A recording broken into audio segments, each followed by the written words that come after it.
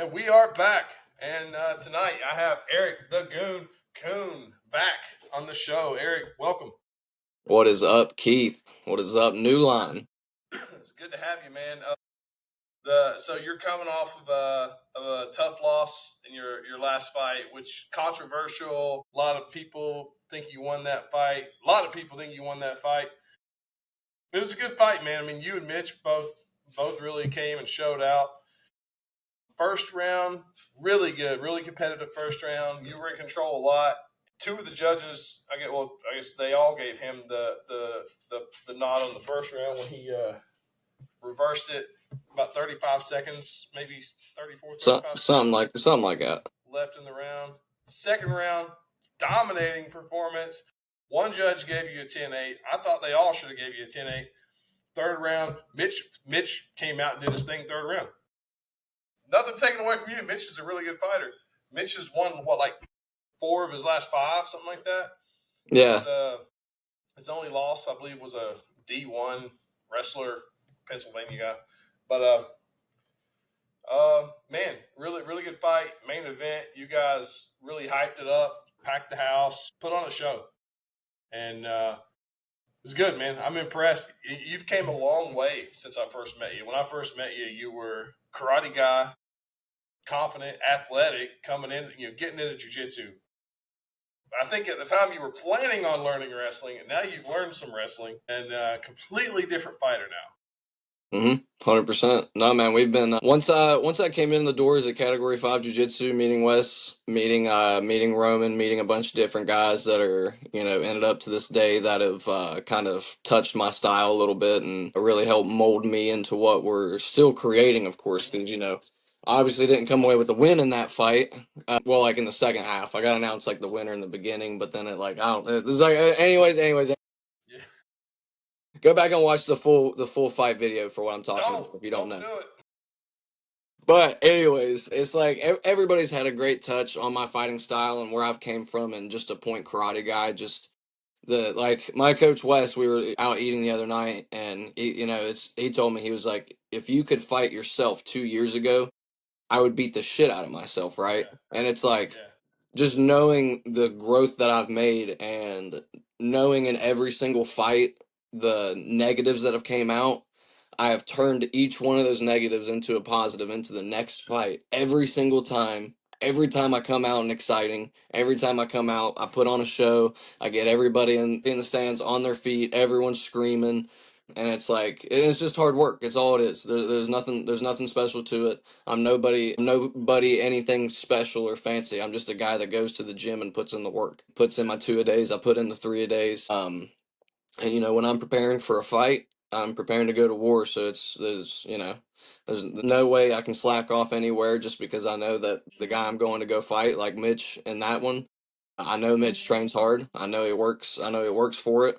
So I knew I had to keep working every single day, and he outdid me the first fight completely in the grappling. And then I come back in the second fight, and I get more takedowns than he did. And it's like, I'm not the wrestler, and I got 2 takedowns on the feet, and he got 1. And it's like, I enjoy getting to see that. And however, the way that fight did end, it was bittersweet. But me, my friends, anybody that watched that fight can have their opinion on it, can have their take on it. And I'm not happy with my performance because I could have done a lot more, but and just a couple tactical errors that probably persuaded the judges in the way that they did, especially in that first round. Just an error in the way that I passed guard. But I proved in that fight that my jiu-jitsu and grappling, everything skyrocketed. In that third round, he couldn't pass my guard. I don't know what it was, but he didn't make really any attempts to try and get out of my closed guard in that third round. Second round, I get the takedown. I pass his guard, get the mount. I control back and mount control just throughout the entire second round. So I showed those improvements. I've showed leaps and bounds. And all respect to Mitch. We've duked it out twice. He's a cool cat, but he even said in his post-fight interview that we'd probably end up running it back after that. And who knows? Maybe he goes and gets this title, and we get to have the trilogy for the title. Who knows what's getting ready to happen in the year 2025? All I know is I'm ready. I'm going to work hard, work even harder, and yeah, I just hopefully I can keep consistent fights this year. You know, I had like 7 people drop out of fighting me this past year. And I get it. I put in the work and I don't slack off. So people, whenever you guys think you want to sign to fight me, you have to realize that I'm gonna work my ass off every day. And if you're not ready to do that, to go to the ends and bounds that I'm willing to go to, then don't say no in the beginning and let's move on and find somebody else. Don't waste my time this year. All you 25ers and 35ers out there, if you want to fight, let's actually fight. Let's meet. I've been ready. I've shown up on a week's notice. I've shown up whenever I've been called to. So I'm ready to take over 2025, and I want to end the year with a strap on my waist. I like that. We're speaking of, you've made the improvements leaps and bounds. Mitch, same thing. Not so long ago, even 2023, later that year, Mitch was at a point in his career. He was a 1-4 amateur. At that point, a lot of people are either going to give it up or they're really going to just bust their ass. Mm-hmm. And now, so Mitch went from 1-4. Now he's up to 5-5. So he's 4-1 in the last 5 fights. Mm-hmm. Really turned it around. So I mean, not only did he catch a really good version of you this last fight, like you've caught a really good version of Mitch. Like you didn't catch that 1-4 Mitch. You got like Mitch has really grown, and he's won another fight since you guys met. So he won a fight 4 weeks after. So Yeah. he's on a tear right now, and he's looking to get the 125 strap, and then he's wanting to go up to the 135 and be the double champ, and then he's wanting to go pro. That's what he's wanting to do. We've got a couple. I've told you kind of the plans I had with him there. Two opponents I had, somebody at 125, somebody at 135. I'm trying to get you matched up. That's something else, man. There was a guy recently said he was wanting to fight you, but he was like, I need more time to develop. He has just as much experience or more than you. He's been training longer than you have. I believe I can't remember his record, but yeah, he was like, no, I want to fight another guy, and then I'll fight Erik. I'm like, dude, with the improvement Erik's seeing like every day, I mean, it's like every day Erik's better at something. I'm like, if you don't catch Erik now, you're never going to catch Erik. Erik's just growing, he's developing, this is what the amateurs is about. So you're sitting at 1-2, and I've told you this before, like, yeah, you're 1-2, but like you are really like the definition of an amateur development. You are developing your skills. You've become a dangerous guy. You're 1-2, and a lot of people do not want to fight you. And I'm excited to see where we close out, next year, and where you're going to be. Going to be 7-2 with holding 2 titles. I don't know. So I'm excited for it, man. And I use you as an example when I talk to a lot of people about this stuff. Taking hard fights and risking your record. Like it doesn't matter as an amateur. It's all about development. And Erik is the perfect example of that. 100%, man. It's like there's been nobody that I have fought that is anywhere close to a slouch. It's like my first full contact fight I took on 2 weeks' notice to go fight the top level amateur fighters in Muay Thai, MMA, kickboxing at the amateur level, and they selected me because I had the high level karate background, with it being karate combat, and I was kind of being one of the pure karate representatives in there. And I took 2 guys the distance that are absolute dogs. One of them is currently the first guy that I fought and had a pretty good close fight with. He's now in karate combat 2-0, I believe, maybe 3-0. Still fighting. It's like, Eric Sanchez, the other guy that I fought, he's currently a 125-pound champion in Indiana in MMA. So it's like, and then fighting Chance Grillet, Brazilian Jiu-Jitsu black belt, been training martial arts his whole entire life. Michael McClendon training in martial arts his entire life. Mitchell Vaughn wrestling pretty much his entire life. It's like, I go out here and Guys that backed out. yeah, and it's yeah, I've signed to fight high level wrestlers. I've signed to fight anybody and everybody, and it's just I don't understand when these guys don't want to fight me. It's just like, I get it. And I see it a little bit. I'm a wild card factor. I'm a little different. I have this karate background. You don't know what it's gonna look like. You don't know how it's gonna come. And there's no, and to be honest, around this area, there's nobody to help you prepare for me. There's really not. There's nobody that has the karate level that I do that's gonna be able to mimic me that does this sport. There's nobody. I'm just, just blatantly honest. there's better fighters than me out there for sure, but it's like, you know, you can't mimic me, so you can't get close to my style. So I'm sorry about your luck. It's just like you either have to bite the bullet and do it like I do with everybody else, or just hang up the gloves and stop. Like it's not meant for you. This is a dog sport. It's a very unforgiving sport. See, I mean, look at how the sport doesn't love me. You know what I mean? Like I put in all this hard work, and the sport hasn't gifted me any wins. I've went out there and had to work my ass off for the win in MMA that I have right now with the record that I do, and it's like I'm proud of myself and my team for putting in the work, believing in me, and pushing me every day. And it's like after this past fight with Mitchell Vaughn, my coach was super excited just to tell me about like the improvements that he's seen in me and just what I'm doing out there. And like I said, like 2 years ago, I would kill me. Like the me 2 years ago, like I would hurt him badly. And it's like No, crazy man, you 2 years ago when he come with them spin kicks, he's unpredictable. You better take that. Better take for that guy sure. down. Hey, I mean, and here's the thing for 2025, like my style is continuously evolving, and we've noticed that the karate hasn't been there that much, so it's Yeah, maybe time to bring some of it back, and you guys are going to be able to see something special come in 2025. The striking's going to be there, the wrestling's going to be there, the jiu-jitsu's going to be there.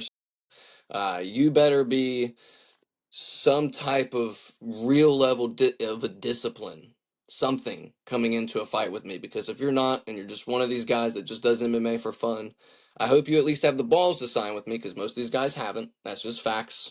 You know, factual information here, guys. But it's like, you know, whatever. Let's duke it out. 2025. The Goon's ready. Whoever wants to do it. 125, 135. And like I've done before, offered to go up to 45, even though I'm 5'6". Whatever. We'll go do it. But it's like, hey, I'm game. I'm ready. I've always have been. So, and you know, just to prove the level, prove the testament to my grappling, I'm going up against Mitchell Vaughn coming up here January 11th in our grappling event that we're hosting at Category 5 Jiu-Jitsu with New Line Cage Fighting, and it's just a straight grappling match. So yeah. like, and I'm gonna win that. I'm gonna get the sub, and I'm gonna go out there and I'm gonna get the dub, and then that way it looks silly when he goes out there, he fights and gets his title, and then we got the fight again. It's a trilogy. It's gonna happen again. It'll happen eventually, and it'll more than likely be for gold. Like I've always said, respect to Mitch, Tartarus MMA. You guys are awesome. You guys are cool. Much love and respect for you guys. But yeah, it's Mitchell, whoever 2025 the year brings, whoever's holding the gold at the end of the day is who I'm chasing after. And if me and Mitch have to do it again, we'll do it again. And but yeah, I'm just looking for someone to actually sign the dotted line and show up. So far in MMA, there's only been two guys to do it because I've had to fight one guy twice because nobody else wants to do it. 2025, this is my official call out to anybody and everybody at 125, 135. Please, let's do it. Give me some fights this year. Let's see you get your sleep pattern. Get used to a sleep pattern. Yeah, it seems like every time I talk to you, you've been switched to a different shift. Like, hey man, I'm on first shift, second shift, third shift. Hey, I'm doing swing shift. I'm doing that. You've been on all of them. As soon as you get used to it, change your whole training schedule, and then boom, now you're on another one. Now we're on another one, and then it's gonna change again here in just a few weeks whenever my first son, Jameson's born. Yeah, So super excited for that. My girlfriend has been doing great, very healthy throughout the pregnancy, so I couldn't be any more happy for that. So we're looking forward to a great delivery process coming in the next few weeks, hopefully. And so yeah, everything's gonna change, but the same thing that I always do. I see the challenge ahead, I adapt, I overcome, and we're gonna keep coming out on top, doing what we need to do. And but yeah, being a dad, that's gonna be like kind of crazy going into this year. So it's gonna be exciting. I can't wait. and here in like 2028, we'll see little Jameson there kicking some pads at Category 5. Well, yeah, he'll be in there very as soon as possible. As soon as I'm sure you're possible. gonna have him in the cradle, like working. Like, all right, let's figure out how to work his kicks. Get him used to this before he can walk. Oh, 100%. 100%. He's going to be going through the motions that way as a baby, you know, that way his muscles get stretched out and gets everything used to it. So, yeah, he's going to it's like the joke that they have. It's like I'm not going to force my kid to pick a style, but it's like it's the joke of like, oh, you're going to make him do it, but yeah, you're going to do it. You can pick whatever style you want, but you're going to do it. Yeah, he's gonna have at least some form of training in one way or another. Doesn't have to compete and do all that, but Yeah, uh, I'm gonna have the knowledge to know that my son can take care of himself for yeah. sure. Let them know some self defense and just hope they love it. So Oh yeah. yeah. All right. Well, so we got January 11th. Hmm. Got a grappling event, everybody, at Category 5. Seating is very limited. We haven't really advertised this yet. It's going to be a small thing. I think how many people we fit in there? Like 25 or 50 seats or something like that. Something are in between there. Yeah. There's not going to be a lot. All the ticket money is going to go. Actually, a lot of the ticket money is going to go to. We have one paid grappling match. Hmm. We have a pro match, so a lot of the ticket money is going to go to that. The rest is going to go to the gym. Hopefully, do some stuff for the kids there. Hmm. And I'm Okay. not taking any of it. We're gonna run the video stream on the early access level on the New Line Cage Fighting page, which is $2.99. So we're gonna have a little video stream on there, and probably gonna have 15 to 20 matches of grappling. We're gonna try a new. It's new to me. I don't know if it's new. I don't even know what it's called. But we're gonna have three judges. It's gonna be live scoring, so you're gonna know who's winning in real time. And It's the WNO rule set. Who's number one? okay, I haven't Yes. seen it. I haven't seen it. We've been using. So a lot of people don't like the Eddie Bravo system we've been using. However, before that, nobody liked the system we were using. The EBI rules was a big fix to what we were doing before, and we were having just too many draws. Like say we had 5 or 6 matches, like 4 of them would be a draw, and the other 2 would be a submission. So we were just having way too many draws. So like, all right, we need something where if they, we got to have something where it's going to be a finish, but we don't want to have matches that just have an unlimited time frame either, because we got to get back to the fights. So Right. we were doing the grappling during intermissions. Then the commission said we can't do any grappling after the show starts at all. So it's all right. We got to do it before the show. So now we're like kind of on a time constraint, and so we need something that's not going to take forever, but it's also going to like not have everything end in a draw. So we went to the EBI, because now you need a referee and you need a timekeeper. That's it. We don't need a ton of people running it. And we just had a lot of matches where people just stalled. They just stalled. Hmm. Let's like, hey, I'm really good at escaping arm bars. Let's just waste 6 minutes and get to the overtime, and I'll just escape the armbar or escape the choke really fast. And they win that. They'll get dominated the whole match and do that. So we've I've had a lot of complaints with seen it. that. I've seen it firsthand. So we're going to do the WNO. And so now you're going to have live scoring. I don't think you earn points. It's more like No, it's probably more like a boxing or MMA style thing, where it's like a 10-8 type deal, but it's just one long round, and you pick a winner. But you know who's winning the match. If you're down to like 30 seconds left and you're losing, you better go for something. yeah, halfway through the match, either the color red or the color blue is going to light up in the room, and that's signifying obviously the red corner or blue corner. And halfway through the fight, we're going to see who's winning at that time. And if the guy winning is on top, he knows he needs to keep doing what he's doing to, or obviously get the submission, but stay smart, do what he's doing to stay winning.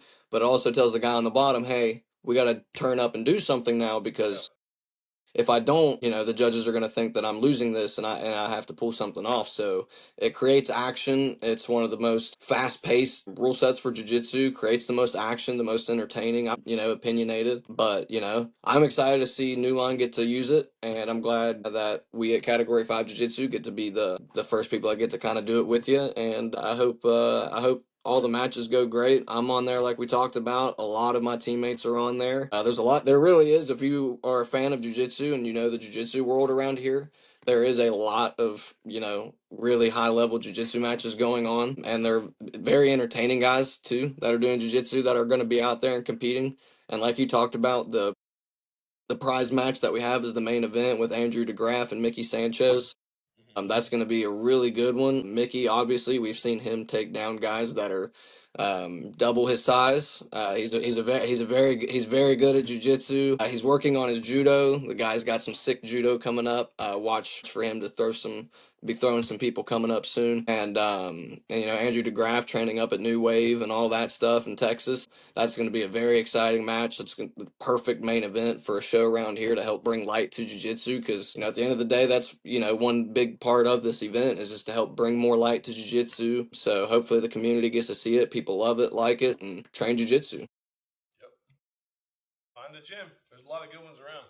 Kentucky, West Virginia, Ohio, wherever you're at. There's probably within driving distance of a good gym. Hurricane, West Virginia, we got Category 5 Jiu-Jitsu. Come check us out. Category 5.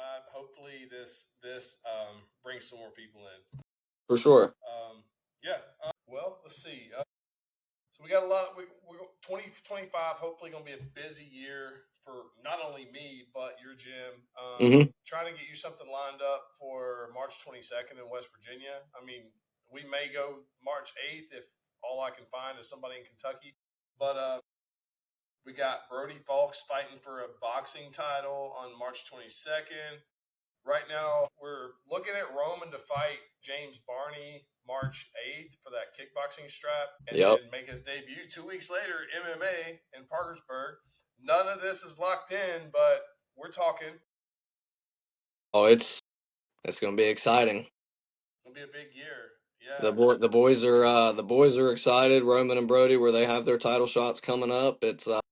It's super exciting, and I couldn't be more happy or more proud for my brothers with the hard work that they put in, and it's getting to show for them, and people are finally getting to see it firsthand and live. And James, obviously, craziest stuff happens, I guess. Guy breaking in your house and you stupidly punch him and break your hand instead of elbowing him or, doing something else, broke your hand. I get it, you're in the moment, whatever, but like you screwed the fight but whatever, he can't run forever. Roman will get. Find the guy that broke in his house and we're going to interview him. Yeah, right. No, that'd be a sick interview. That would be a sick interview. Like, how dare you? You screwed, yeah. Yeah, you messed up the fight. How dare you? How do you sleep at night? What the F is your problem? Right. So I was talking to James earlier. He's still got the cast on, but he's looking at getting that. I guess he's hopefully going to have it off soon because he's got a lot of fights coming up this year. He's fighting March 1st, and it's a bit Waco tournament. Florida, and then hopefully good to go March 8th to fight. Hopefully we can figure out something. We're going to have to go old like WWF, WCW style with the 155 because we got like so many kickboxers at 155 out of your gym. They're not going to fight each other. So we're going to have the world title, the intercontinental title, the European champion, the TV title. We have like 5 different 155 champs out of the same gym. I don't know what to do there. Some of them, go to 65 or go to 45 or take the boxing title. I don't know. Yeah, we got with Roman and Brody and Stan and Dominic. Dominic kind of flip flops weight classes, seeing which way he's gonna go. But it's like Stan, Brody, and Roman are super consistent at 55, and like obviously on his way to 35, and it's like tomorrow, like wait, Dom's back up to 75. We don't know what's going on. Yeah, I mean. He said he's eating that salad, but we saw him buying Twinkies at Walmart. Nah, love Dom. Yeah. He should hopefully we get to see him come back hard this year and got his win with Toro. Yeah, glad to see him get that win against Toro Bays. We also got Master. Yeah. We got Master Splinter came out there, put on another performance of the night, worthy performance out there. Stan always goes out there and he's a dog, no matter whenever he fights. Stan's fought here twice, and both times were very, very good opponents. Oh, yeah. Yeah, and I mean, this last one, Isaac Bucky's legit, man. And Isaac's 0-2 here, but he's fought, Brody and Stan. So it's nothing easy. And that 55 kickboxing division is deep. I mean, I haven't done the rankings yet, but like everybody, it's like the top 10 guys are all in title contention. Everybody's legit. So right. No, yeah, that 55-pound division runs deep, and yeah, no, Isaac Bucky's a formidable opponent. Trains, I've been to Thailand multiple times. Have much respect. We've talked to him multitude of times. Just you're in the same weight class. You got the same goals as our guys, so we're gonna meet in competition. But our guys have been able to come out on top at both times. But it's just circle of life with these divisions nowadays. Everyone's kind of reverting back to each other, kind of like how me and Mitch have kind of been stuck fighting each other twice. We weren't necessarily gonna run that rematch back. It was just we're the only two 25, 35ers ready to go. That's not another one of my teammates or something like that. So it's like we've got a few guys around here, but they don't want any part of you or Mitch. So it's like I don't know what else. Hey, I'm just glad that, it's publicly stated so that if anybody out there wants to like prove me wrong or just shut me up or whatever the case may be, because I don't flaunt too much. I don't talk shit too hard. I state facts. I let them hang every once in a while, you know what I mean? But it's like it's not rocket science. I go to the gym and I put in the work. It's very simple. It sucks. It really does. Way more damage in my camp leading up to that Mitchell Vaughn fight than I did in that fight. I came out without a scratch. You know what I mean? So it's like, and I put in the miles and the road work, the getting hurt, getting beat up in sparring, and all that stuff in camp. And you go into your fight, and that doesn't happen. You go out there and you come out looking good. Hey, there So was a scratch on you. There was a scratch about that long on my back, yeah, on my back, what yeah. was that? Well, where he couldn't get out of my full guard. I mean, that's like a position. I don't know. Maybe he was like feeling it, really started scratching my back or something. I don't know. I don't know. I mean, he was whispering in my ear when we were down there. I had his back, and I made that post of hey, little mommy, let me whisper in your ear, and it was pretty funny. So it was like, um, me and Mitch have had some funny moments. Like I said, I don't hate Mitch at all. He's a great guy. I love the dude, and he works hard. But at the end of the day, we're competitors that are in the same weight class, both looking for the same things to put. Now with me having a kid, him having a family, we're both looking to do the same thing to put our families on top and be able to provide. Um, all respect to him. He's a hell of a man, father, all that stuff. But I assume our paths will cross again. They're getting ready to for this grappling match. But aside that, we're like two guys that can put on a show, put on a performance. Uh, Yeah. Excited to do that here in a couple A weeks lot of again. respect there. Oh yeah, he knows he's coming out there, and I'm gonna give it hell. I know he's coming out there, and he's gonna give it hell. Some someone's gonna lose. Someone's gonna lose. Someone's gonna win. It's gonna be a hell of a match. Everyone's gonna be on the edge of their seats, and we're 25ers. We run around the whole time, so yeah, everyone's gonna be watching to see what happens. Don't blink. Who knows what happens? Right, right. Well, I believe that's it for me, man. I appreciate you coming on, everybody. We got the grappling January 11th. We're 2 weeks out, and then we have NLC 32, which feels crazy. NLC 32 March 8th, Catlettsburg, Kentucky, and then NLC 33 / Fieldhouse Cage Fights is going to be March 22nd. So just 2 weeks after that at Parkersburg High School, West Virginia. This is going to be a co-promotion with New Nine Cage Fighting and Doghouse Promotions. Mike Shepard, a friend of mine, we're both big bald guys, putting on a show together. We've primarily been in Kentucky lately. Mike's doing his thing in West Virginia, so it's like two of the bigger promotions in the area doing something together. We're on great terms. Mike's good people, good gym, a lot of good fighters there. That's going to be a big show. And probably going to see a lot of the West Virginia guys on that one. Some Category 5 talent's going to be on that one. Roman holds titles with both us and them. So it's going to be exciting, man. It's going to be a big event. Like, Erik, thanks for coming on. And we will talk soon, my friend. alrighty, brother. I can't wait to be out here doing it again.